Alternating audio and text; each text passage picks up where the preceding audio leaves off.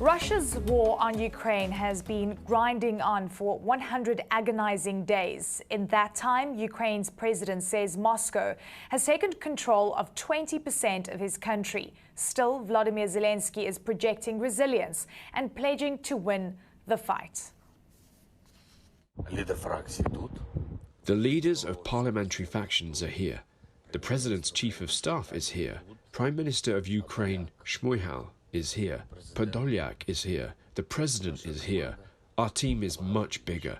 The armed forces of Ukraine are here. Most importantly, our people, the people of our country, are here. We have been defending Ukraine for 100 days. Victory shall be ours. Glory to Ukraine.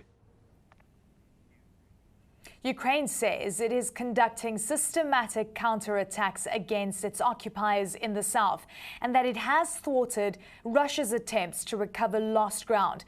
In the east, the Ukrainian military also says it has pushed back multiple Russian assaults, with President Zelensky claiming some success in Severodonetsk. The city is Russia's main target in the Luhansk region, and even though Ukraine is desperately fighting for it, an intelligence report from the UK says Moscow could control the whole area within 2 weeks. CNN's Ben Wiedemann joins us now live from Kyiv. Ben, look, it's 100 days into this war. Could you give me a sense of the dynamic on the battlefield at this point in time, where we're still hearing about fierce fighting in the east? All the focus, Elena, right now is on Severodonetsk, that city, the easternmost city under Ukrainian control, or most of it at least.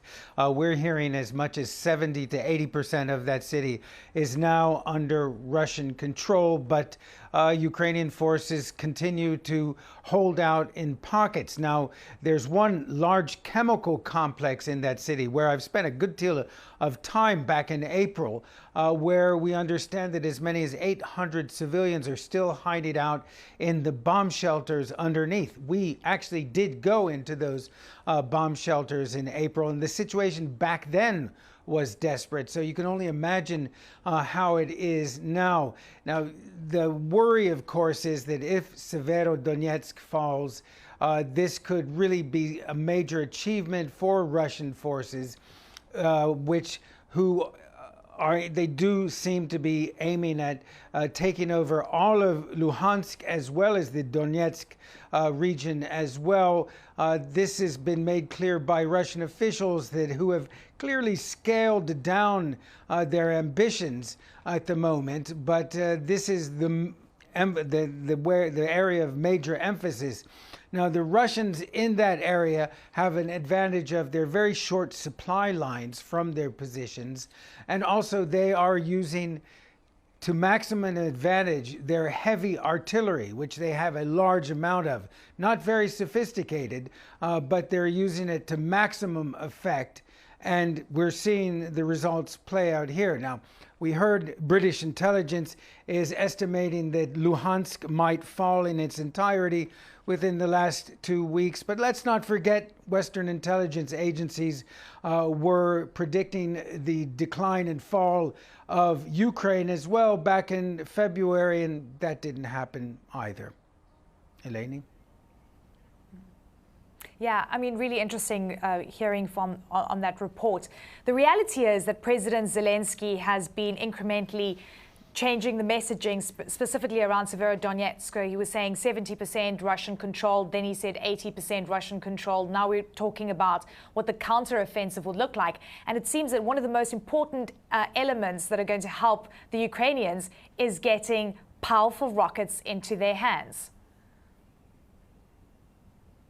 Yes, that's what the Ukrainians have been urging the West now for weeks, is to provide artillery with a longer range than what they have at the moment. They're looking for precision artillery as well, and it's clearly not arriving as quickly as they need it, because that's the only way they can counterbalance the Russian advantage in terms of sheer number of artillery pieces. But if they don't get there soon enough, then it may be too late. But we did hear President Biden several days ago announce that there would be a $700 million package, another one for the Ukraine, which would include these missiles, or rather these artillery systems, with the condition, of course, that they not be used to attack targets within Russia itself. The U.S. administration has made it clear now. At this point, they're not writing off providing weapon systems, but they're putting conditions on how those weapon systems will be used. But they need to get to Ukraine as quickly as possible. Eleni? Exactly, and as they're discussing it over, the last few days, every second counts on the ground. Ben Wiedemann, always good to see you. Thank you. Joining me now to discuss the big picture there, retired General Wesley Clark. He's the former NATO Supreme Allied Commander. General, thanks so much for joining again. Thank you, Jim. So first of all, Ukrainian losses in the East are staggering, and the Ukrainian president's been public about them. He says 60 to 100 killed every day, many hundreds more wounded in combat every day. I just wonder, how long can the Ukrainian military survive this? Well, it's a real burden on the Ukrainian military. This combat in the East is chewing up trained Ukrainian forces. And the Ukrainians are mobilizing reserves and trying to get the reserves trained, but you can't build reserve forces that are as competent as the forces that are being chewed up in the East. The Ukrainians they have a terrible dilemma, because if they give up the terrain to try to save the force, they give up their country. But if they hang on to the terrain, they're fixed in position and just pounded by the Russian artillery. Yeah. So it is a real dilemma. They know what the Russian tactics are. They just don't have the material superiority they need to counter it. The only way to beat this and hold on to your territory is to have a lot more artillery. And they worry if they give up that territory, they'll be pressured by the outside to sort of let it go to Russia. The U.S., as you know, is sending more advanced weapons, but not a huge number. I mean, for instance, the multiple launch rocket system, a few systems, limited ammunition. I just wonder, is the U.S. failing to give the Ukrainians what they need now and quickly enough? Jim, we've been talking for months on this channel, and we've said since the end of March that it was a race of competitive reinforcement, the Russians versus the Ukrainians, and we had to be behind it, and we've just been a step behind or two steps behind and low in quantity at every stage. Now, partly it's because we have our own forces to take care of. Partly it's because we want to do things legally and correctly. We're not on a wartime footing in the United States. Our factories are not pumping out munitions and weapon systems, but there are a whole lot of factors at work. But the bottom line is not enough, not soon enough, and the critical moment is coming. You're going to see a breakthrough, I think, by the Russian forces out of Donbass. You're going to see mobile warfare. We've kept the Ukrainians from getting fighter planes. They desperately need those fighter planes, and they don't have enough mobile artillery systems. We're talking about shortages of several hundred systems. Okay, the other issue here, right, is that those ports, those Ukrainian ports on the Black Sea, particularly Odessa, I mean, they're blocked. I mean, they're blocked, and this is it's setting up a global food crisis here, because that grain and corn from Ukraine is not getting to the places it needs. What does NATO need to do here to get that open? I mean, they're supplying anti-ship missiles so Ukrainians can threaten Russian ships in the Black Sea, but should NATO be supervising some sort of safe passage here?